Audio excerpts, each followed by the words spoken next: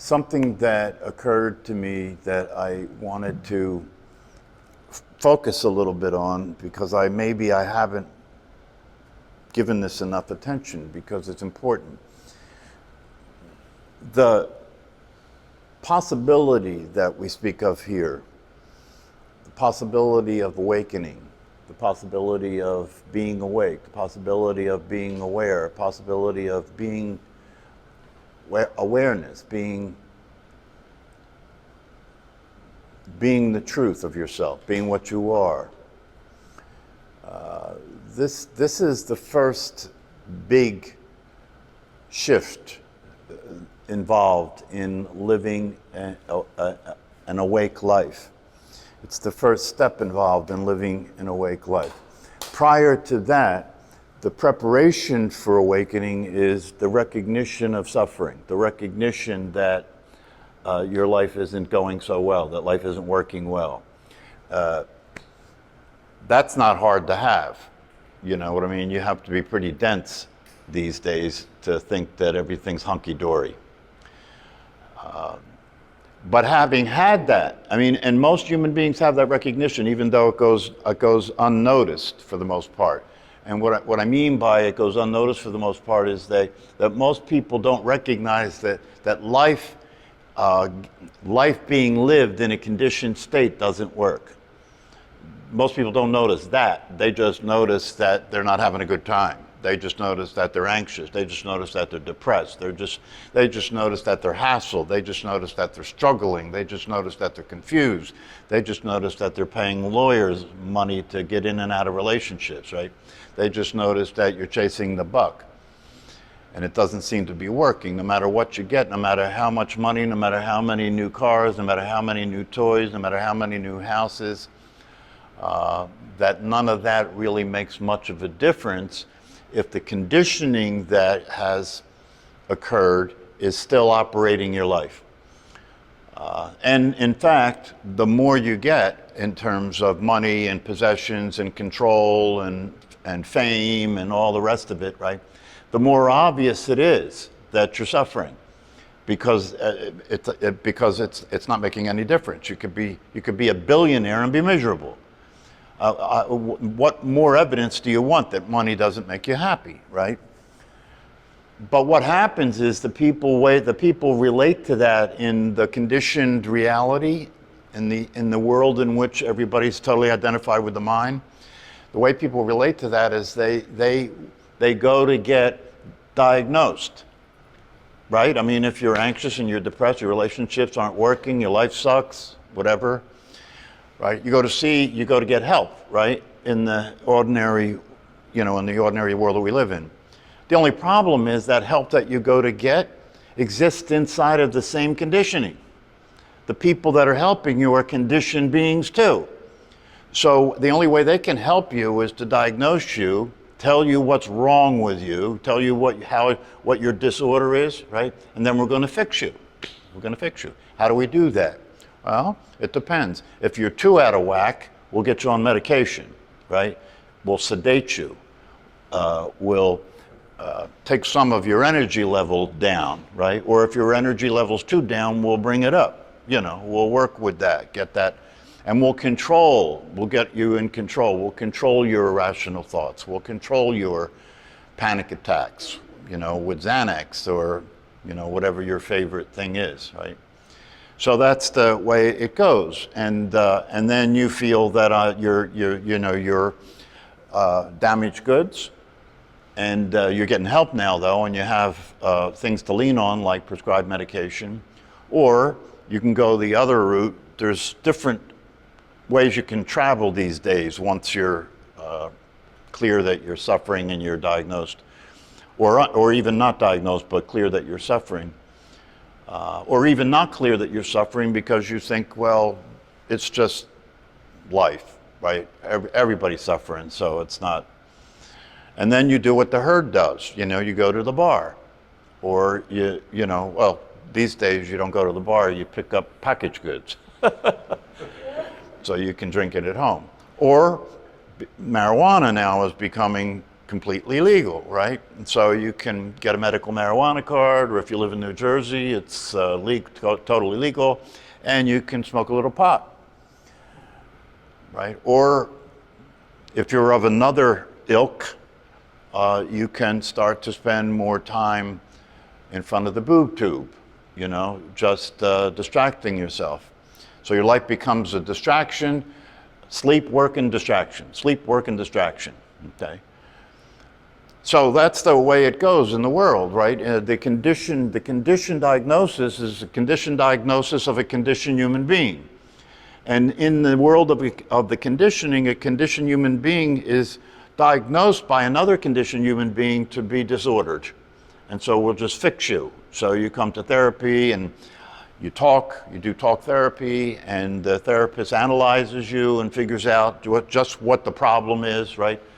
And then you can, the analyst can work with you, or the therapist can work with you to straighten your thinking out, because your thinking is weird, right? Your unrealistic thinking or rational thinking.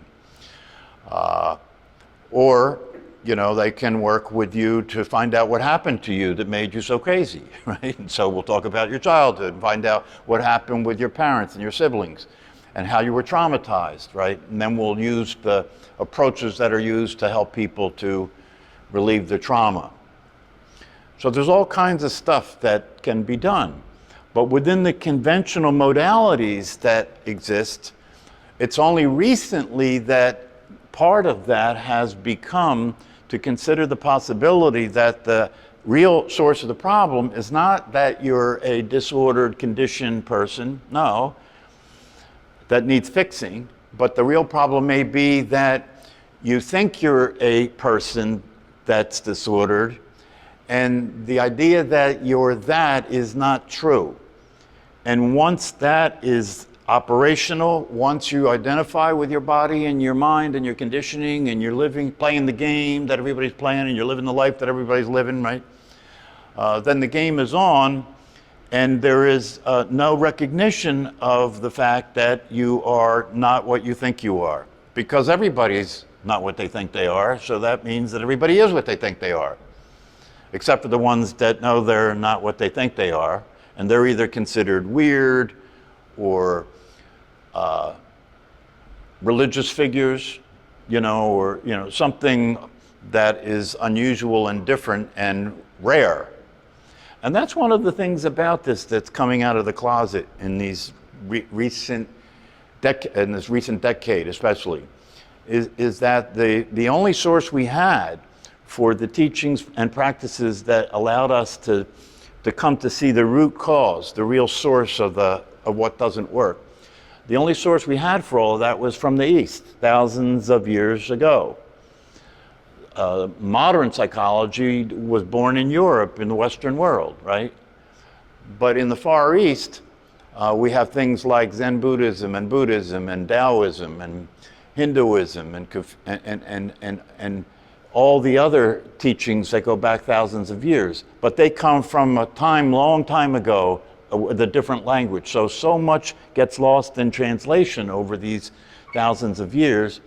And even though there's enough there for you to kind of get a sense of what it's pointing to and talking about, you really have to learn Tibetan language if you really want to understand the details, or get a teacher that can translate that from that culture and that language to your culture and your language, and from thousands of years ago to now. However, recently what's happened, especially in the last decade, is that people in the West who have gotten deep enough into understanding these teachings can now talk about them in more detail in a way that we can readily understand. So we don't have to go through all that process of trying to understand from another time and culture, and we can get more access to the teaching and more access to the practices, right? And because that's the case, guess what? Now we have a new approach to doing psychotherapy called non-dual therapy, right? It exists. There's a website for it. I'm listed there as a non-dual therapist, right? So this is the leading edge now. And the leading edge of psychotherapy says that everything that came before it that said that you're a personality, and then we'll operate from there, right? Everything that came before it that said that is now being talked about as not totally untrue, but not the real deal, not the real source of the real problem. It's not totally untrue because the personality is a personality, and most personalities are crazy, right? So it's easy to diagnose personalities, right? But now these teachings have shown the light on the idea that if you clear up the real mistake, if you clear up the first misunderstanding, which is that you're this character, this personality that has a name that lives in this body, once you clear that up and you get people on the right path, then people can start to go through a process that is inherently psychotherapeutic. You don't need necessarily to work with a therapist, although if you work with a therapist, it can help to accelerate the process or it can keep you from getting stuck. So that's the new deal. That's the new leading edge, this idea of non-dual therapy, this idea that the real source of the problem is a misunderstanding about who we are, that you are not your body, you are not a personality, you are not your conditioning. And what you are, it has been ignored because you're preoccupied with what you think is true and who you think you are, all the while ignoring what's obvious, which is that the only real you is awareness itself. The proof of that is that when that's not here, you're gone. But your personality can be gone and you can still be here. So it must be true that what you are is the awareness itself, okay? And that is there all the time in reality, in actuality, for you to actually recognize.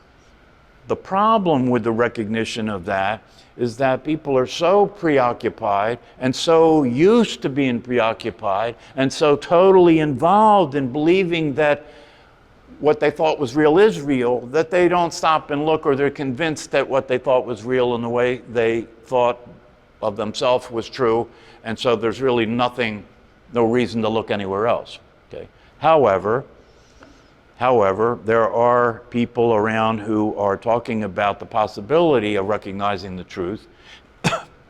And when people who are suffering hear that, it resonates. It's like, oh, that makes so much sense. That's so obviously real and so obviously true that there's an interest, an immediate interest in it, right? If you hear it clearly spoken and you recognize what's being talked about, okay? However, that in itself doesn't get you to a point where you wake up. That's not going to wake you up. You're still living in the world of thinking. You're still living in the world that you thought was all there was. You're still living in that world. You just heard about something, right? And you can start to read about it, and the more you read about it, and the more you learn about it, and the more you learn to practice meditation, it starts to get realer and realer and truer and more interesting, and becomes something that you start to seek. You start to seek it. You start to want it. You're told it's possible, you're told it's immediate, you're told it's available to every human being, and therefore it must be available to you. And so you begin to be interested in it, start moving towards the experience of it, seeking, right? But the reality of it is that once you hear about this possibility and you're interested enough in it that you begin to move toward it, right? One of the things that is very critical in this process of awakening, right, is the initial experience of awakening, which means that you have a direct connect, you have to make direct contact with the truth. Make direct contact with the truth. And that's called awakening. When that happens, there's a shift from identifying yourself as a physical body and a personality. There's a shift in which that then shifts over to you're identifying yourself with what you actually are as awareness. That's not hard to do because it's true. So something happens, and in a human life there are times when people experience what teachers call a glimpse, right, or a exposure, or brief exposure to the reality of yourself. And for most people, when that happens, they disregard it because they don't understand it. They think it's weird. They don't want to talk about it, you know. They're not sure what happened. They thought maybe I was losing my mind, you know, whatever the case may be, right? So they disregard it. They don't talk about it to other people, right? But then when you hear about this stuff, if you think back in your life, most people can think back and identify times when you've had this experience that would be hard to explain, but the experience was an experience that everything is okay, there are no problems, I know who I am, I don't know how I know who I am, but I know who I am, there are no problems, I'm relaxed, I'm satisfied, I'm happy, everything seems to work easily, right?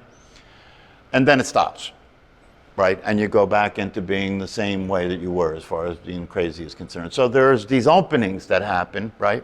It's like a tease, right? It's kind of opening that happens, but you don't necessarily understand what it is until later. If you hear about this and people talk about this, then you start to think, oh yeah, I had an experience like that, right?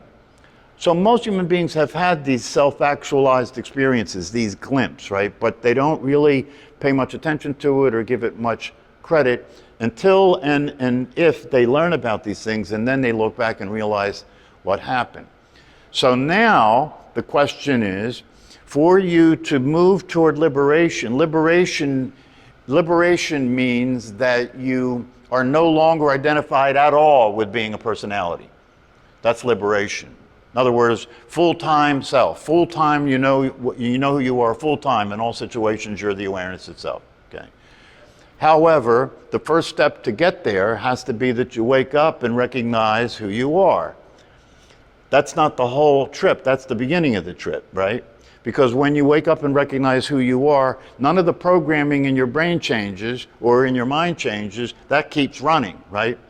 And so for a lot of people, that's very confusing, right? I know that I had an awakening. I know I could see it, I could feel it, I have no doubt about it, right?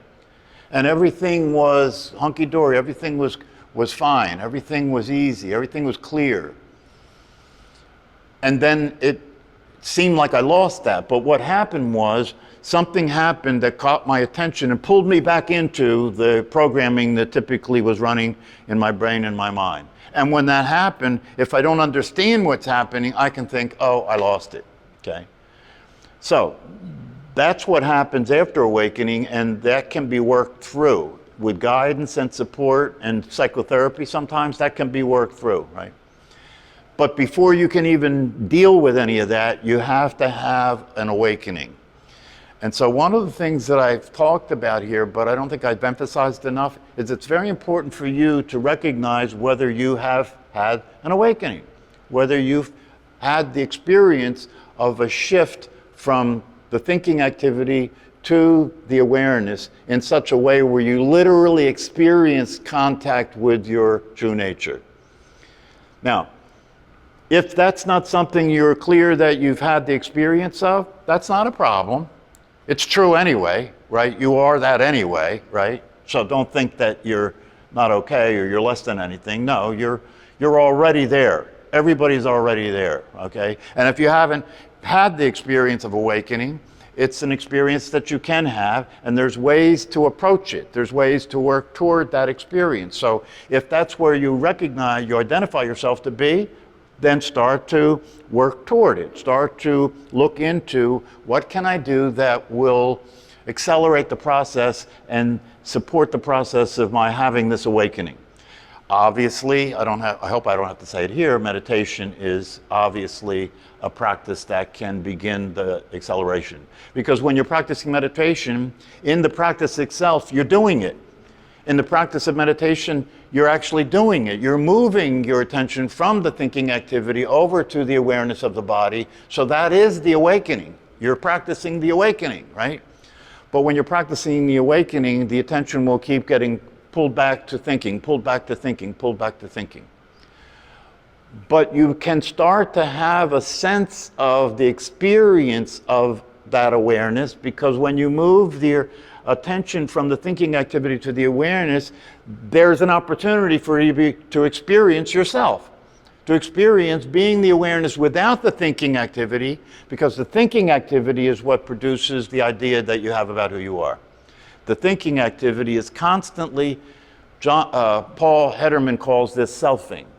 The thinking activity is constantly selfing. In other words, it's constantly producing the idea that you're the thinker of the thoughts that occur in your mind. Constantly producing the idea that you're the person that you thought you were.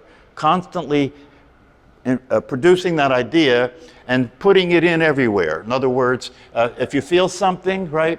If you have a feeling, right? What gets injected into that is, I had that feeling. And the thinking activity is generating the existence of a ghost. It's generating the existence of the personality that you think you are that can't be found anywhere really other than in thinking. So when you're practicing not thinking, practicing experiencing awareness that is not involved in thinking, you're beginning to set up house in a new location. You're beginning to reorient yourself to the reality of what you actually are. And if you do that consistently, and you do that with earnest and intensity and correctly, it will move you toward the experience of awakening. The other thing that you can do is develop your understanding, right? Study the teachings. Why? Because if it's good teaching, if it's non-dual teaching, it's pointing to the awakening. It's pointing to what you are. It's pointing to the truth. So when you listen to a good teacher, you don't listen to what they're saying as much as it's a matter of remembering it or learning it. No, you listen to what they're saying to look to see what it's pointing to, and what it's pointing to is the teaching. And if you look to see what it's pointing to and you see what it's pointing to for yourself, that's the way this works. It's not just a question of remembering things. That's why I often say to people who are note takers, don't waste your time. That's not going to help you to take notes. You don't have to remember who you are. It's never not here. Why do you have to remember it? Okay? If there's anything to remember, remember that. That you don't have to remember anything. Okay?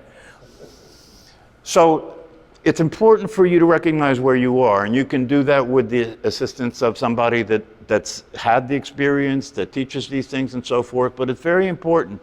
It's very important to recognize where you are, and it's very important not to judge where you are. Because in truth, where you are is that you are home now. That's where you really are. So it's not a big deal, because all you have to do is stop thinking that you're not there, stop relating to your life and to the experiences you're having as if you're not who you really are. And the magic happens, right? And the magic is that you begin to have a different experience of yourself and your life. Once this shift occurs, once this awakening occurs, you begin to naturally have a different experience of yourself and your life. And you will know it's different. You will know it's different. Things start to show up different. Things start to occur different. Who you are for yourself starts to be different than it was. Who other people are for you starts to be different than it was. Life is now different than it was. It's very obvious after the shift that that's the case. You still have a lot of work to do, and you still have a lot to deal with, right?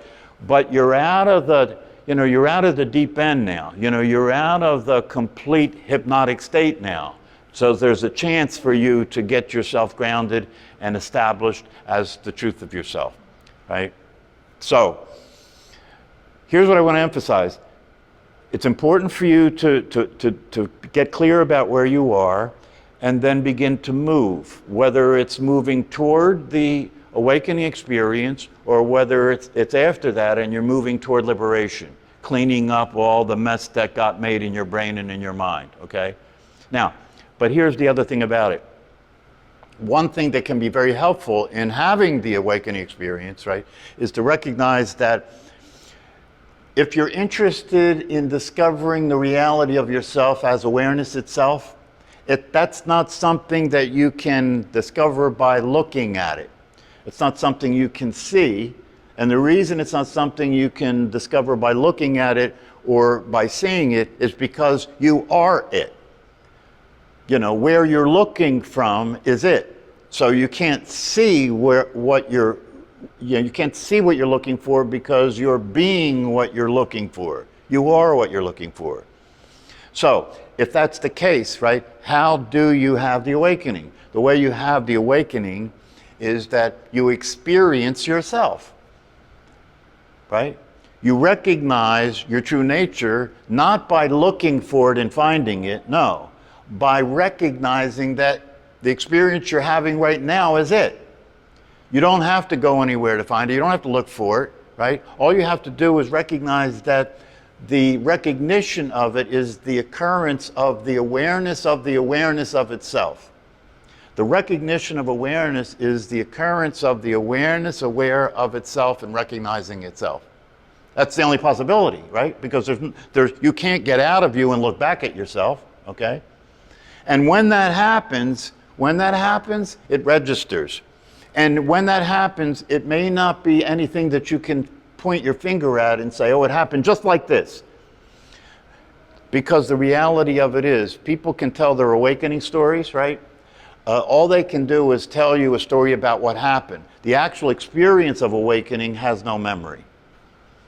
So nobody can tell you what happened when they awoke because there's no memory there. Why is there no memory there?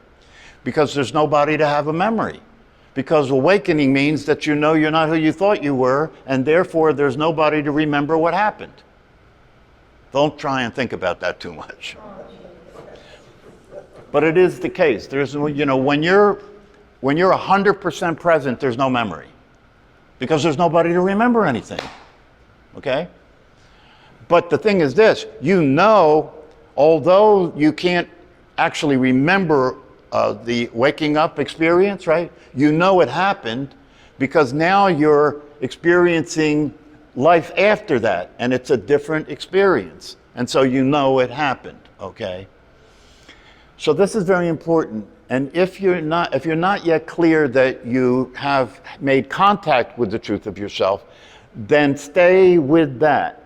Keep working on approaching that. Keep looking to have that shift occur, right? This is totally consistent, and one of the reasons that I like Angelo's work, because it's totally consistent with the way he presents the work, right? That it's about awakening. That's why the book is called Awake. It's called Awake, right? It's your turn, right? It's an invitation to wake up, right? And if you read the book, it's set up in a way where it's saying, when you read the introduction, right? If you read the introduction, and after reading the introduction, it resonates with you, you recognize something, right? Then you get in the process. If you read the introduction and you say, oh, this is baloney, you know, this is just one of those spiritual books, then you're not ready. You know, you got to go back and suffer for more. You got to go back and suffer for a while, come back later, okay? And there's no right or wrong about it, right? But the good news is, if you're here right now, you've been selected. It's like the aliens selecting people to take to up in the ship. Except in this case, the aliens are the rest of the population, not you. You're going to go to be with the real people, right? But if you're here, it's because you've been selected. If you're here, it's because somehow, some way, you're at a place in the story of your life that it's time for you to be presented with the opportunity to wake up.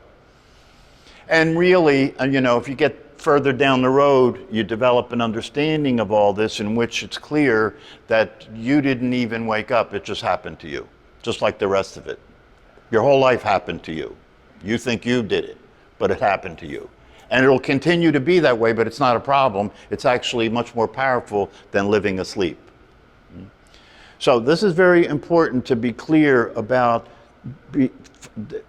Find out where you are. Don't lie about it. Don't play games about it. Don't pretend you're awake if you're not, right? Find out where you are. There's no problem. Everybody's awake, right? It's a question of identifying whether you actually had the experience of that shift. And then once that has occurred, then you can start to do the necessary work to reorganize the mind, to train the mind, to reorganize the brain, to create new neural patterns, to get rid of neural patterns that are dysfunctional. And that can take a period of time, right? And the time that takes depends on how much attention you give it. If you pay close attention to it, and you start to let go of the unworkable patterns, and you start to let go of the reactions, and you start to let go of the ignorance, right? And you practice meditation consistently enough that it becomes a habit, it becomes a natural way that you are, so you start meditating all the time. What's that mean? It just means that you're paying attention all the time.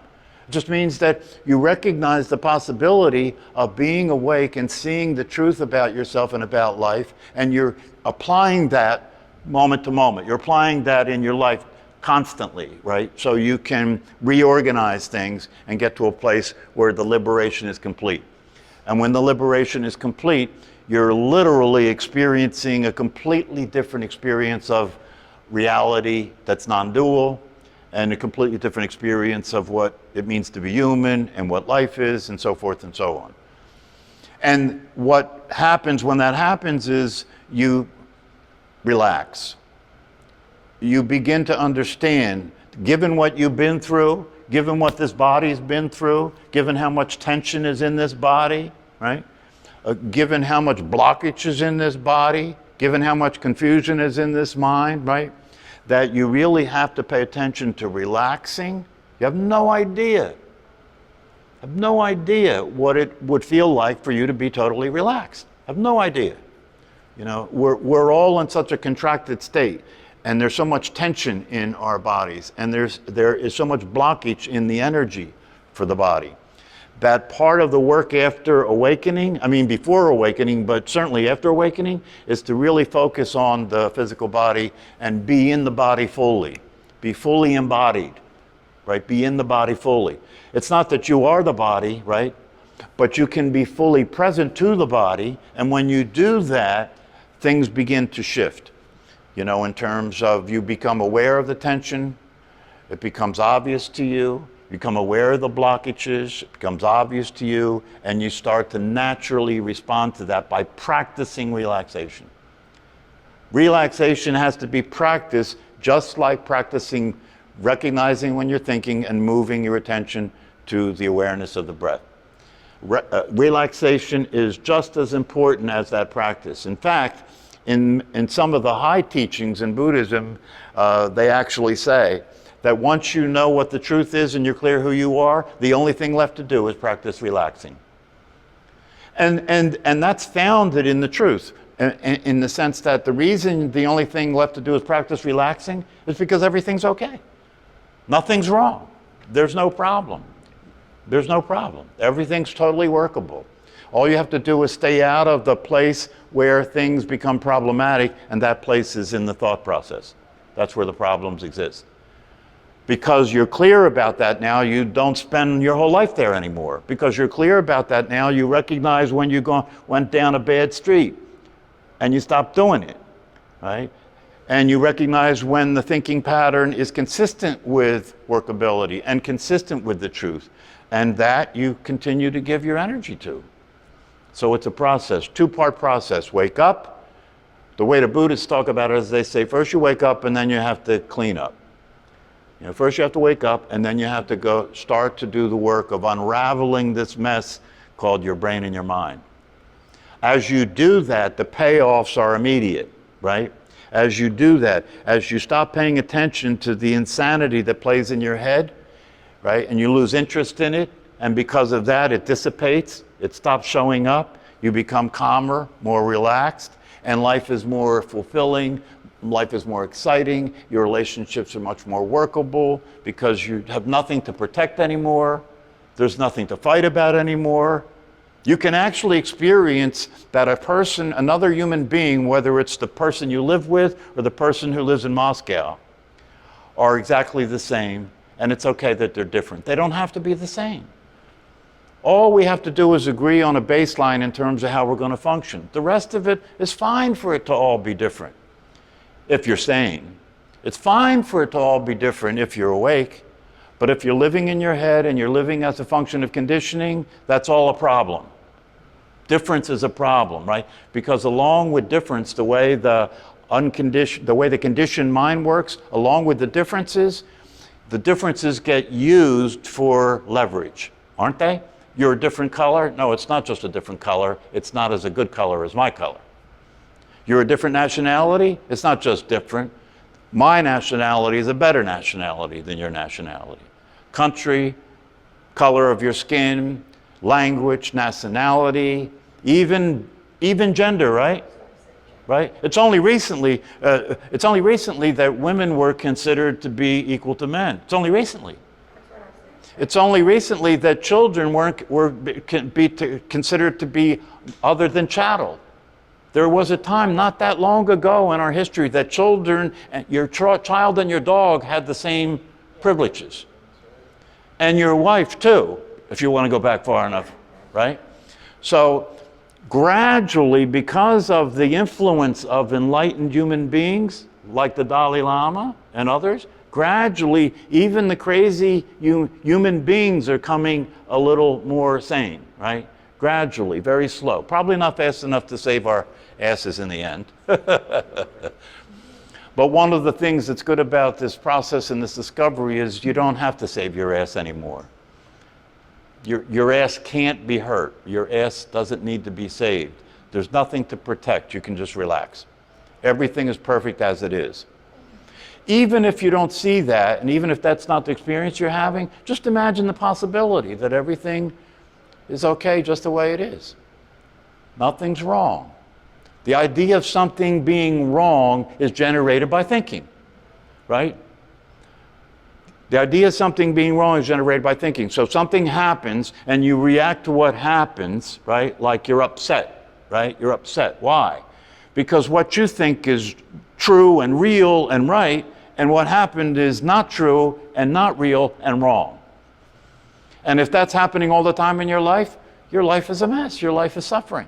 That's what suffering is. Thinking that this is not it, thinking that this should be different, thinking that this isn't right, thinking that this has to change, and then you're going to go to work on doing that, right? Good luck. Well, you see, it's different because in the conditioned version, happiness is a function of what you get, what you have. In the enlightened version, happiness is a natural state. It's already true. You don't have to do anything for it, right? So when you say the middle way, the way I understand it, is the middle way is that you're in the world but not of the world. You're in the middle, right? In other words, you understand what's going on. You know people are lost souls. You know people are hungry ghosts, right? And you know that you came from there and you have that tendency that can still come up, right? But you also know about the freedom and the liberation and the truth about who you are, right? And so you have to walk that middle road because you still have to deal with the world. You know what I mean? Unless you want to go live in a cave the rest of your life, and then you don't have to have the middle way. You can have the extreme way, right? But for most of us, the middle way is the way that we have to go on and live our lives because, it's wonderful to be awake. It's wonderful to be self-realized. It's wonderful to be at peace and so forth. But you still have to deal with the fact that you're in this world and there's suffering in this world and confusion in this world, right? So you have to deal with both of those things.